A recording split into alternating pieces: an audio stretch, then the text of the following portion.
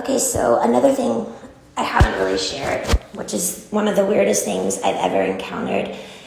I had 3 MRIs before I went to that place. I wasn't complaining about anything. I was just told I had to go. It was my dad, and I had no rights at the time, so I basically had to.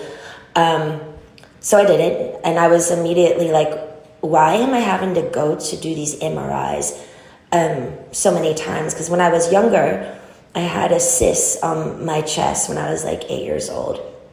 They did an MRI because they thought it was cancer, but it wasn't. It was completely fine. Whenever I hear the word MRI, I kind of was like, oh, that's a big deal. Like something must be wrong with me or whatever. But I remember when I was younger and I was like 8, I stayed in that machine for no more than 30 minutes, if that. And you had to be still and you had to do it all over again if you moved. But when I went during the conservatorship, right before they sent me to that place, I did it 3 times, and I stayed in there for an hour each time, which is a lot of being still, and I had to go back 3 times. And so the whole thing didn't make sense. The isolation, the nurses, the vials of blood, the constant communication, and I swear to God, it was some sort of, to me, I was like, wait, is this a new kind of cancer treatment? That's why they sent me away to this place. They didn't want me to know. Is that what's the big secret?